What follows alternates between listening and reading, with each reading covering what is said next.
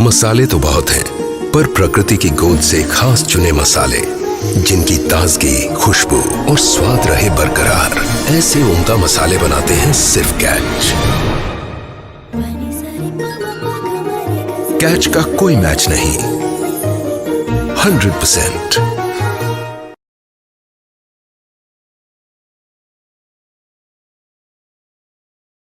A warm welcome to all our viewers at the first ever online Times Literature Festival. We kickstart this literary festival with a very popular, world-renowned motivational coach and monk, Gaur Gopal, who will take us on an unforgettable journey and offer his precious insights to make our lives happier and easier.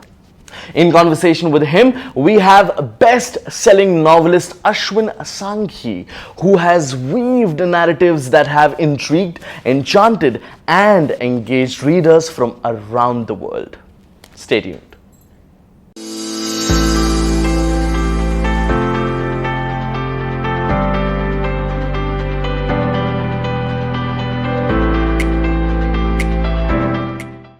I'm Ashwin Sanghi, and it's my pleasure to welcome you to this most exciting session of the Times Literature Festival.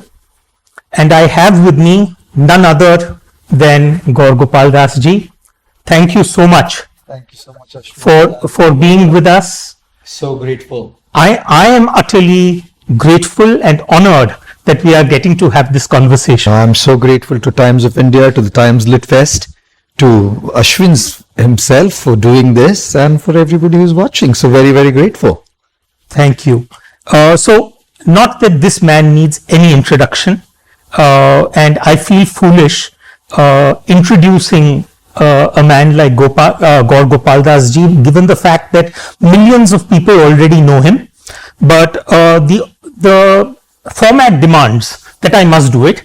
So born in Pune, Gaur Gopal ji obtained an electrical engineering degree from the College of Engineering in Pune, and after a brief stint, I think around a year as an engineer with HP, have I got it right? He decided to give up his educational training and join ISKCON. He now, of course, began living as a monk in an ashram in downtown Mumbai, and he has remained there for the last 26 odd years, combining the world of ancient philosophy and contemporary psychology to become a life coach to thousands. Over these years, of course, he has been traveling the entire world. I was reading somewhere that in a year you travel about 250 days, or at least pre-pandemic days I'm talking about. That's right. And obviously clocking up a fair share of air miles. And of course, sharing his wisdom with corporate executives, universities, and charities. And of course, from 2016 onwards, his online global popularity just exploded. I recently went on to your YouTube channel and I saw some 3.6 or 3.7 million followers. And I'm sure there must be a large number who don't even follow the channel. It's just incredible. I think Facebook is probably an equivalent number. And then, of course, in 2018, he published his book, Life's Amazing Secrets, How to Find Balance and Purpose in Your Life, received an honorary doctorate conferred by the Kalinga Institute of Industrial Technology. And with more than a couple of 100 million views of his videos on social media, he now spearheads a movement to help people achieve happiness and purpose, something that we all seem to be elusively searching for. So thank you, Gaur Gopal ji. So let me get down to it. That here is this qualified engineer, and I'm sure your parents would have been expecting you to travel the well-trodden path, and suddenly one fine day you decide to chuck it all and you say, hey, listen, I'm going to become a monk. And there was that book, The Monk Who Sold His Ferrari. So give up everything and suddenly become a monk. And trust me, I think one of the reasons that I relate to you is because of the fact that I think whether it was in your life or my life, the one common thread is non-conformity, moving away from what you were expected to do. And in the family I grew up in fact, vocabulary was not a big deal. It was only 2 words, debit and credit. You're a Marwadi yourself, so you would understand that. But I was just wondering that, I of course threw it all to start spinning my yarns. But that's very different to suddenly leading the life of a monk. So where was that trigger? What was that final trigger that made you make that switch? But in any case, getting to the answer to the question you asked me, number one, I never had a car. Right. I was a bekar. And I was a bekar, not the Gujarati bekar. Gujarati bekar would mean 2 cars. The Hindi bekar, no cars. And forget about having a Ferrari. So monk who sold a Ferrari didn't even kind of go well with me. I probably, the best use of the word Ferrari that comes to my mind in my case is in Urdu there's a word called farar. Absolutely. Abscond. Absolutely. So Ferrari is someone who's absconding. So I was that kind of a Ferrari who left home in the middle of the night, and my parents were like, "Ye Ferrari ho gaya." So in that sense, I'm definitely a monk with a Ferrari title to me. But I think what really is important is in the world today, we are talking a lot about wellness. Physical wellness is spoken about. Mental wellness is spoken about. Emotional wellness is spoken about. Emotional wellness is spoken about as well. I don't hear a lot of people talking about professional wellness. Okay. And when we're talking about professional wellness, I'm not just talking about somebody who's doing well professionally. Okay. There's a difference between doing well and feeling well. Yes. Right? Yes. Doing well is your expertise that takes you to the heights of your success and achievements, pays you well. But feeling well is you love what you do and you enjoy what you do. And a huge chunk of people out there are doing well, not sure if they're feeling well. And back in the day, I thought to myself, hey, look, if we would spend about 8 hours a day on an average working, average, and work for 5 days a week, Right. we're working for about 40 hours a week. Absolutely. If we are working for 50 weeks a year, Yes. 2 weeks holiday, Right. that makes it 2,000 hours a year. Right. And if you're working for an average 45 years, it's a daunting 90,000 hours of my life going at my workplace. That averages to about 10 years of your life. I'm not sure if I'm just going to do well and not feel well 90,000 hours of my life. Right? So back in the day when I was with Hewlett Packard, I was thinking to myself that I'm doing well, I'm being paid well, but am I feeling well with my work? I'm going to have to spend 90,000 hours doing this stuff. Yes. And there was a big fat no that came out of my mind. I'm good at it, but I don't think I'm cut for this.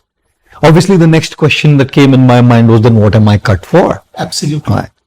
And that's when I realized that for me, my passion was not so much to work with systems and machines as an engineer. Okay. My passion was to work with people, to explore life, to understand life, help people with their lives. The one way to go about it was to probably study psychology. But then I also had a spiritual calling. So I thought, why not explore my own spiritual calling and see if I have answers to life and dealing with life in spiritual philosophy and wisdom, which can then help people as well. So that's what made me take that plunge and switch over from, or shall I say, upgrade from electrical engineering to lifestyle engineering. You might say that, Now, and it's very fulfilling. It's been 25, 26 years, no regrets so far, touch wood. It's been very fulfilling. The journey's been incredible, very satisfying. I also want to say one thing, that I took a risk. Yes. When you take that plunge, leaving the secure and going to the insecure, Of course. moving from the certain to the uncertain, moving from the road that's taken to the road less traveled, Absolutely. Right? You take a risk, and I feel I took an uncalculated risk. It was uncalculated. You didn't know what was coming ahead. But when the passion inside of you is burning so powerfully, it's like a guy in love with a girl. It's just burning so much, it's irresistible. It's irresistible. When I do tell people, I say that, look, don't take such kind of risks though. Because you have real life issues, financial liabilities, mortgages to pay, terminally ill patients at home often, right? And you need to look at that side, and if you take that plunge and just jump straight away into following your passion just so that you feel well, That's right. you may not be able to address those real life. Absolutely. I tell a lot of youngsters who come to me for advice about writing, I say, look, the early days when I got into the world of writing, I was writing in the middle of the night, but I was still putting in a full day of work. And my one piece of advice to them is usually don't lose the day job, because it's very difficult to write when you're hungry, you know. But you did precisely that. You quit the day job. I did, and that's what I don't advise. I'm saying keep your day job to do well, so your financial needs are addressed, but also pursue your passion and what you love to do so that you feel well. Absolutely. And maybe one day your feel well will also be your mainstream profession. Who knows? Absolutely. There was, a very interesting line in the book that you have written, where you said, just as a car balances on four wheels, we must balance the four crucial areas of our life: our personal life, our relationships, our work life, and our social contribution. And Gaur Gopal Das ji, before, of course, I became a storyteller, I was a businessman, and one of the businesses that I ran was an automobile business. And any automobile guy will tell you that two crucial service areas for any automobile is wheel balancing and wheel alignment. And balancing, of course, ensures that the weight of the car is distributed equally across all the four wheels. Yeah. But then alignment ensures that the direction of the wheels is perfect. And I was really zapped when I read that line in your book, because I said, okay, this is lovely. It's a wonderful construct. But how does one do that? I mean, practically speaking, correct. How do we do wheel balancing and alignment in our own lives? Absolutely. Thank you again for that question. I think what's happening is, in the world today, we lead a very fast-paced life. And when you lead a very fast-paced life, simply catering to the daily demands, requirements, and daily priorities, it becomes very difficult to even figure out if life needs a balance. Exactly. I remember that poem by, who was it? W.H. Davis, I think. What is this life if full of care? We have no time to stand and stare, no time to stand beneath the boughs and stare as long as sheep or cows. We have this disease called the no time disease. Yeah. So busy, and add social media to it. Absolutely. We already have so much, and then you add social media. There's no time. Right? If you don't have time to spend with your family, where are you going to have time to spend with your own self? Absolutely. And if we don't have time to spend with our own self, where is the question of looking at what needs attention? Okay. So I feel step one is slow down. Not in terms of achieving, not in terms of work, Okay. but in terms of life. I think there's a need to slow down a little bit, because we are not human doings, we are human beings. Right. Doing is a very important aspect of our life, but being is equally or more important to empower our doing. Of course. If we don't enter into the space of being, our doing is a mad rush. Absolutely. We need to feel empowered to deal with that rush. So we're not just human doings, we're human beings. And when we learn to slow down, we enter into the space of being. And in that space of being, in that space of silence, we are able to listen to our own voice. The problem is the noise outside is just drowning us. The noise of immediate emergencies, the noise of taxes to pay, the noise of competition around, the noise of public opinion, the noise of social media, which is drowning us, and we're just not able to be in sync with our own voice. So when we slow down a little bit and enter into that space of being, in that space of silence, just to be able to spend some time with our own selves, we are able to slowly tune into our own voice, listen to our own voice. So if it's slowing down brings us to the next step, which is introspection. It is in that space of being that we introspect. What is it that needs attention? If I need to balance these wheels, if I need to align these wheels, what is it that needs attention? Often they just go unrecognized. Sometimes people are burning the candle at both ends. Just more often than not. They don't even know that they themselves need attention. In trying to cater to the needs of the family and cater to work, goodness, we're just neglecting our own selves. Self-care has gone back, gone way back. And how can you pour out of an empty jug? How does one pour out of an empty jug? To be able to pour out, your jug has to be full. Yes. If you have to put the oxygen mask on somebody else, you have to have your own mask in place first. So in that introspection, we start to find out what is it that needs attention. Is it me? Is it my family? Is it my work? And balance is a very dynamic principle. It's not like frozen, it's not a frozen concept. Yeah, you're going to continuously rebalance. Continuously rebalance every single day of your life, sometimes during the same day. What needs more attention is so dynamic. When somebody does this tightrope walk, you walk on a tightrope and you have the stick that you use to balance. If the balance, you're kind of tending to one side falling apart, you move the stick to the other side, right? Now, can you ever say that at 2.5 meters to 2.5643 meters from the beginning of the row, this is the angle at which you need to hold the stick so that you're balanced? That's right. It's such a dynamic process. Every moment things are different, right? So I feel the third step is introspection. Rather the second step, slow down, get into that space of being, introspect to see what is it that needs attention, because now you're hearing your own voice when you're entering to the space of silence.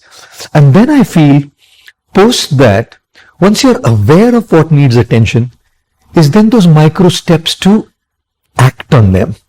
Right, like I think it's a Japanese proverb, if I'm not wrong. It says, "Vision without action is a daydream, and action without vision is a nightmare."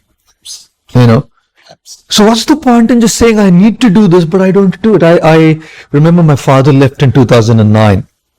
So my mother's single, my sister's married, she has her own family, and good Lord, she needed that time. She needed that attention.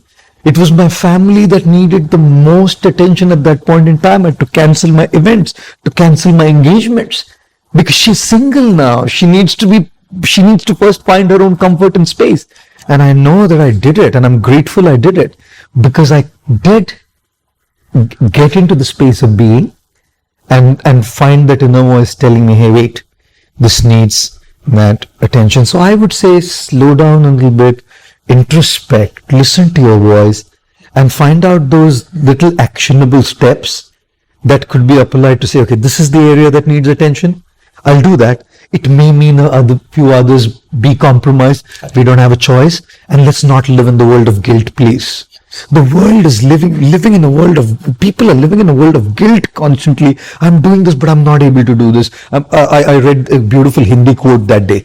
बहुत अच्छा लगा मुझे पढ़ के. It said, कुछ लोग अपने सपनों के लिए अपनों से दूर रहते हैं, और कुछ लोग अपनों के लिए सपनों से दूर रहते हैं. Wow, how beautiful. Isn't it? And then there's always this guilt. मैं सपनों के लिए अपनों से दूर रहा तो अपनों के साथ नहीं रह पा रहा, और अपनों के लिए सपनों से दूर रह रहा हूं तो सपना पूरा नहीं हो पा रहा. अरे भैया, एक्सेप्ट करके कि ये मेरी अभी करंट लाइफ है. Let's move out of that guilt. Where's happiness if there's all guilt that's killing us all the time? In fact, what you just said to me, I remember in one of my I think it was not the last book, but in the second last book, Keepers of the Kal Chakra, I wrote that, I'm holding this iPad in front of me and it's looking like a very, very clean screen to me. But the moment I shut this, I suddenly see all the fingerprints and the smudges on it. But we never ever take time to shut off that glare in our own lives. Absolutely. And which is what you're talking about, that take some time to be able to introspect, because then you'll be able to see what it is that needs attention. Beautiful analogy, I love it. So, how relevant is this relationship factor in terms of the happiness quotient, if there is such a thing? Correct.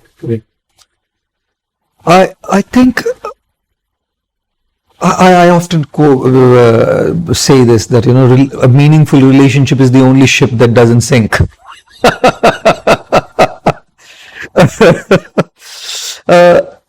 You know what? In terms of the body, like we said earlier, things can gratify us. Correct.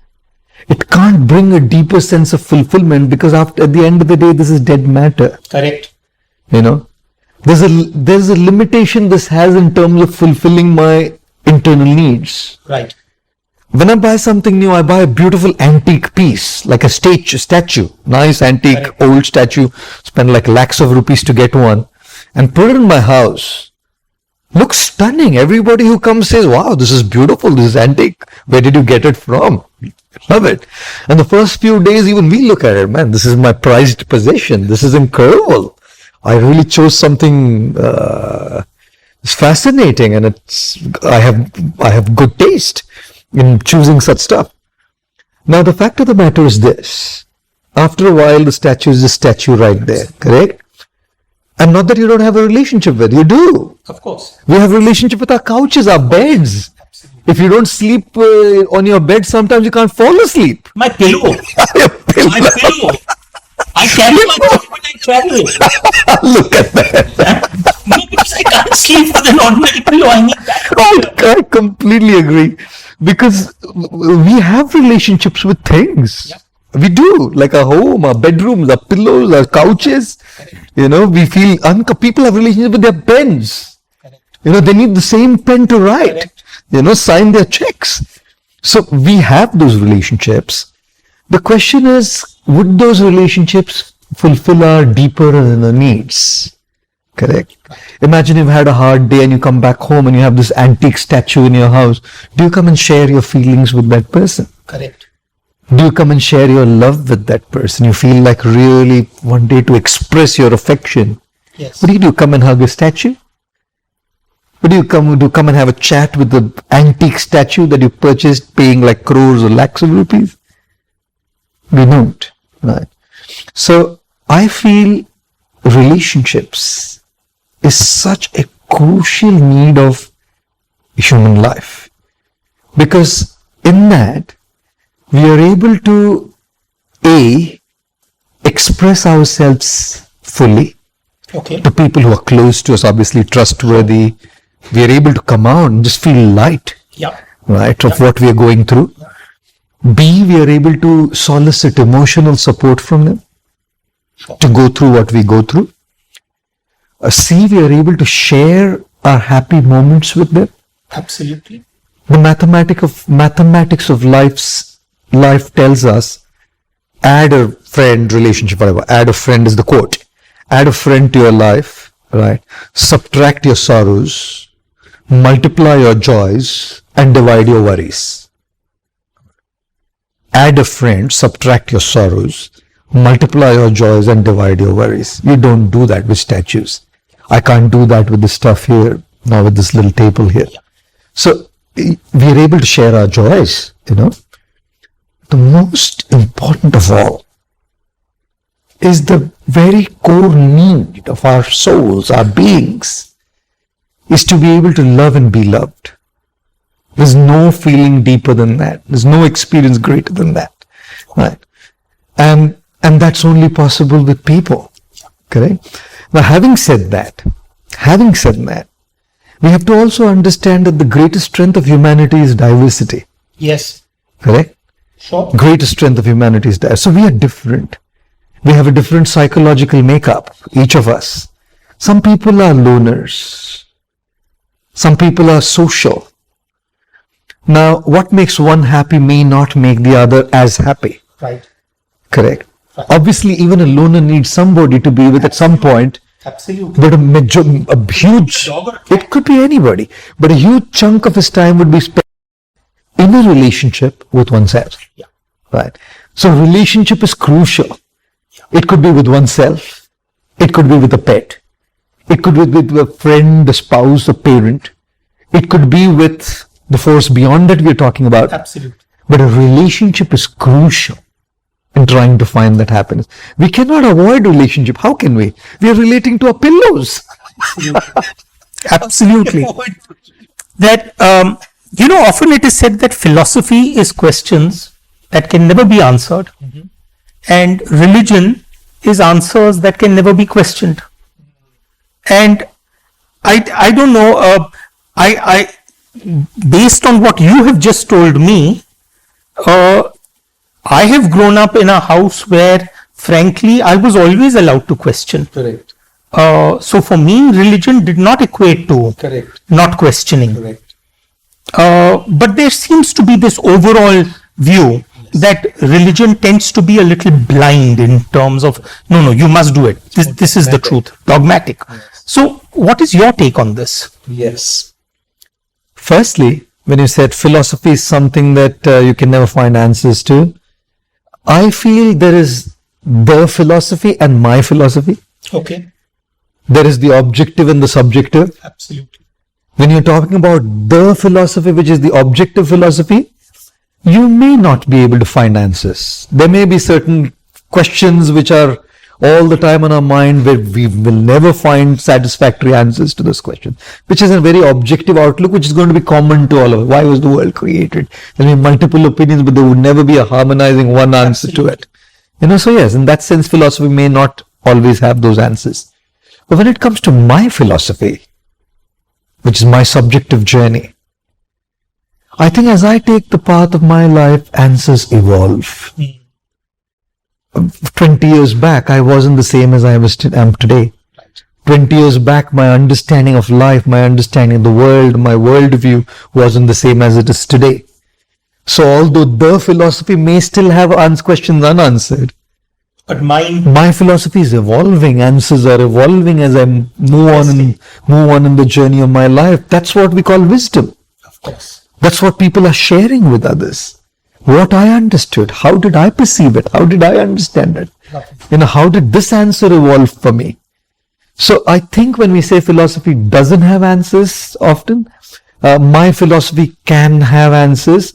I'm not saying objective answers, but evolving answers during the journey. Very interesting. Yeah, please. So in fact, I love the fact that you split this down into the overall objective philosophy versus my own philosophy, because you're right. Over a period of time in your life, you do feel that you have answers to certain things.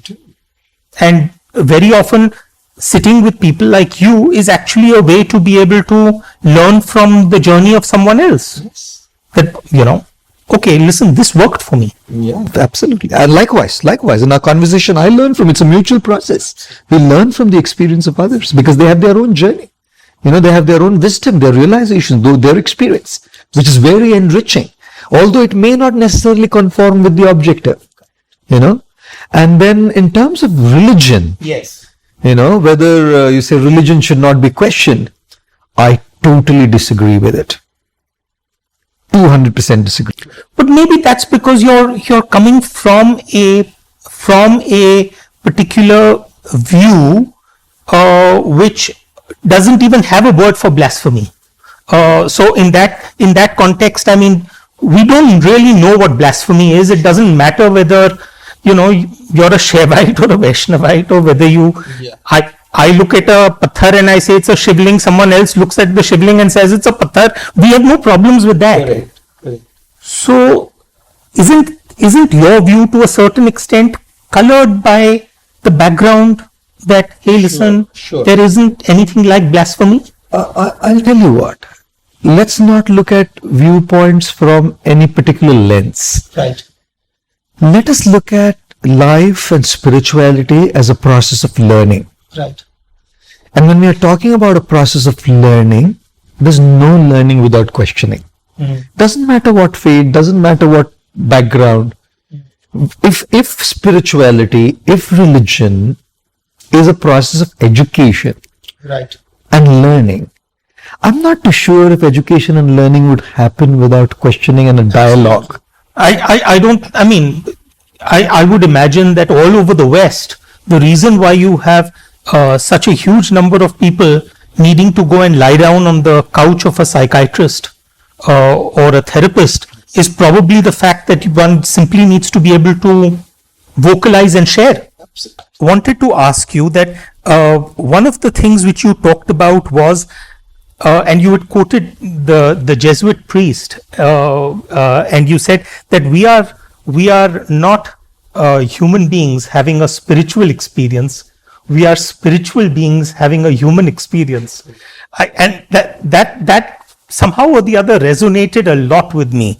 And I was just wondering that, do you think that we go through our lives not understanding how connected we are, and that actually, this word I, the perpendicular pronoun I, dominates our lives. I did this, I did that. Is there or is it just simply that, hey, listen, there are those who say, listen, meditate every day. I have tried a lot, but I can't. There are those who say, no, you don't need to meditate. You can be a karma yogi. There are others who say, listen, bhakti is enough. जहाँ पर रस है, मन में रस है, प्रेम है, that's good enough. How does one get that feeling of connectedness to the wider universe? Where does that come from? Yes, that quote is one of my favorites as well. We're not human beings on a spiritual journey. We're spiritual beings on a human journey. I love that as well a lot. And like we were talking about earlier, we have both facets to us, the physical and the spiritual. Even when we're speaking about the Taittiriya Upanishad and the different layers, and we need to address all of our needs. Like I may say, I'm spiritual. I'm not this body. I'm spiritual. I'm not this body, but I still have one. Yes. And which basically means I need to address all of those needs. Yes. So, but as much as I address the needs of the car, which is like the body, Yeah. I also need to address the needs of the driver, which is like our spirit. Correct. So if you have the car and the driver, the car needs fuel, petrol, diesel, and you have the driver who probably needs food, Correct. samosas or kachoris or a pizza. Correct. Right? The needs are very different, Yes. and you can't exchange them. You Yes. can't interchange them. Yes. You can't pour a liter of watermelon juice in your fuel tank, and you can't pour a liter of diesel in the driver's belly. Both have their unique needs. So you have the human body and your spirit, like the car and the driver, both having their needs. Now, in terms of that, your spirit connecting, right, making that connection, what you spoke about earlier on, yoking yourself to that divine, or yog or yujja, Yes. is the root of that word yog. Correct. So which is the way to connect? With meditation or this, and there's so many ways, and people get confused what to do. I think it's like when you're trying to connect to an individual who's overseas, like it's a friend of yours or family. Yes. You have multiple ways you can connect to them through. Correct. You could probably write a handwritten letter on paper with ink in your own handwriting, pouring the feelings of your heart. You could probably send an email. WhatsApp. You could do a FaceTime call or a WhatsApp call. You could do a Zoom call. Correct. Or you could just take a flight and fly and see them there. Yeah. All different ways of connecting to them. So much dependent on how you make that connect deeper. Correct. It's not like one shlok for all folks. So the method is actually not that important. I don't think so. More than the method is not as so important. I think it's different things suit different individuals. Right. There are so many methods, and different things suit different individuals. I am ecstatic right now at this moment by what you have said. And the reason for that is because for the longest time, I have been told you're not going to make any headway in life unless you sit down and meditate. Whereas what you're telling me is that, Ashwin, you don't need to do that. There could be 5 other ways that you could achieve that connect. 100%. 100%. I'll tell you how.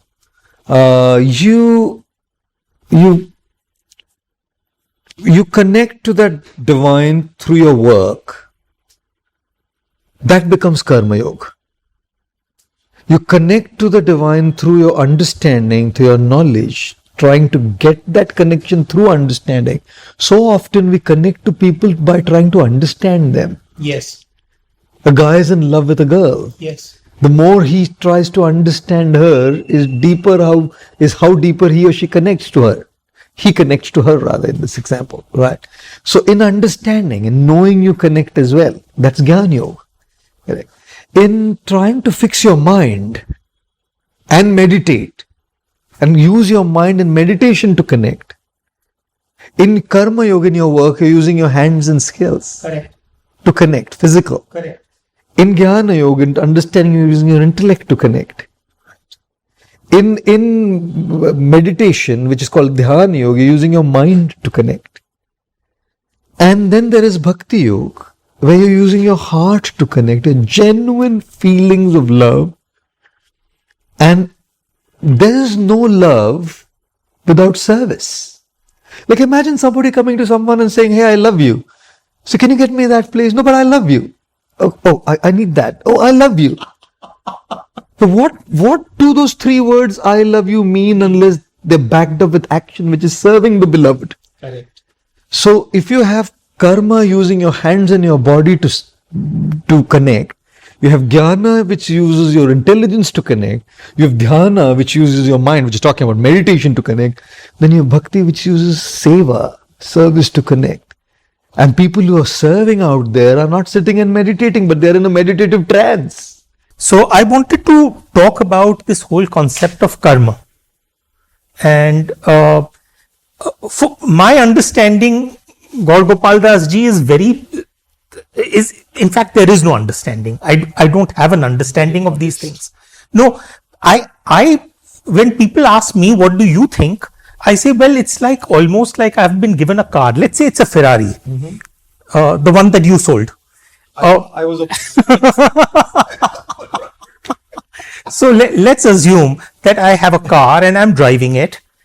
Now the car is a given, the technology is a given, the road condition is a given, but my driving skills are in my hands, and whether I decide to go at 20 kilometers an hour or 100 kilometers an hour, or turn right or turn left, that's in my hands. So would that be a reasonable metaphor in terms of destiny versus what is in my hands? Or am I simplifying this too much? I think you are bang on. And your metaphor is bang on. I'll give you an example.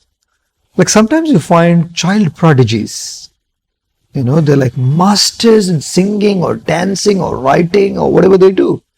Like you see 2-year-old kids, when their hands go on a piano. Yeah. Like, spellbound. Now, don't tell me that he could learn that and master it at that age. Don't tell me. A 2-year-old can't master the alphabet. Don't tell me that he mastered it by learning it. In fact, nobody taught it to him. He got it. He got it. Now, when you say he got it, don't call it genetic. How do genes give you a music skill? How? So I know kids, young little kids who are like prodigies in what they do. At 1.5, at 2. It's absolutely phenomenal. And then, now where is faith and belief here? It's rational logic that this guy has it. It's not come from learning. It's not come from reading. Nobody imparted to him. Must come from somewhere. How can there be an effect without a cause? Absolutely. And I can't see an immediate cause right now. So there has to be a remote cause before this. Right. You know what I mean? Whether I call it karma, whether I call it whatever, but I can't accept an effect without a cause. It's against my rational thinking. So now, if this gentleman this little boy or little girl, he or she has this incredible talent. We call it, the common parlance is he or she is God gifted. Absolutely. Absolutely. God gifted, man. Look at the sky. Yeah. Not learned. Look at how they're doing it. So that to me is, call it luck, call it destiny, call it karma, call it whatever. I didn't grab it. I got it. So let me just end with one important question, which is, because I think this whole concept of happiness, and recently, of course, we had the International Day of Happiness, and the report was quite stunning, because the usual suspects at the top of the list, like the Finlands and the Denmarks, were obviously all there. But our own position was right at the bottom of the list. The India was 139 out of 149. And we are fundamentally a country which is spiritual, which is very much rooted. We have the concepts of pap and punya. We think in terms of, if I'm going through something, probably it's in my destiny to go through something. But yet we seem to be so unhappy. Are we measuring this wrong, or are we truly an unhappy country? Yeah. Of course, when we're talking about measurements, we're measuring in one way. Yes. Correct. So the data and the statistics would be in one space. Yes. So in that particular space, we would say we list here. Yes. If we start measuring basing some other yardstick as a yardstick of measurement, probably have a whole different statistics available to us.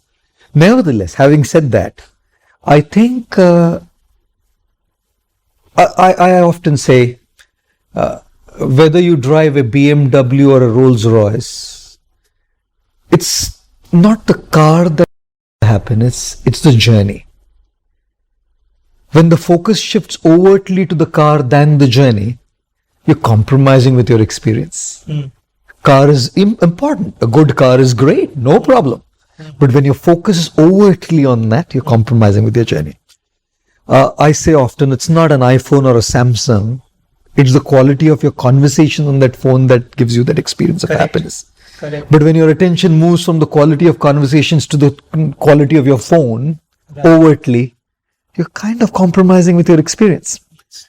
I often say that it's not the watch, that whether it's a Rolex or a Tissot or whatever it is, or a Giorgio Armani, whatever brand of Rado, or a Breitling, whatever watch you wear. I really don't think it's the watch that gives you that happiness. It's how you utilize that time on that watch that gives you that experience. But when your focus shifts from utilizing your time to your watch and flaunting that watch, I think we are compromising with our experience. I don't think it's the house that's made of bricks and cement that brings us the happiness, whether it's in Malabar Hill with the most fancy furnishings inside on a massive space. I think it's the quality of our relationships in that house and that brings us happiness. It's the home that brings us happiness. So it's not India or America or any place in the world. It's anybody who prioritizes things, achievements of things, and starts equating the quality of their life with those things, will definitely have a compromised standard of experience. Whereas those who prioritize the quality of their journey, the quality of their relation, and not saying the thing shouldn't be there. Absolutely not saying that. I'm just saying equating happiness to that. Gaur Gopal Das ji, how do I say thank you to you? It is such a enlightening experience to sit here and talk to you. And there was a little line which I had come across a couple of days ago, which Hindi की कहावत थी. उसमें लिखा था कि नजर बदलो तो नजारे बदल जाते हैं, और सोच बदलो तो सितारे बदल जाते हैं. And you have actually sort of in some ways today, in the last hour and a half, you have in some ways rewired my brain. So thank you so much for this wonderful experience. And I sincerely hope that we can do another session where we talk about quantum theory, science, and spirituality. But thank you very much, Gaur Gopal Das ji. Thank you.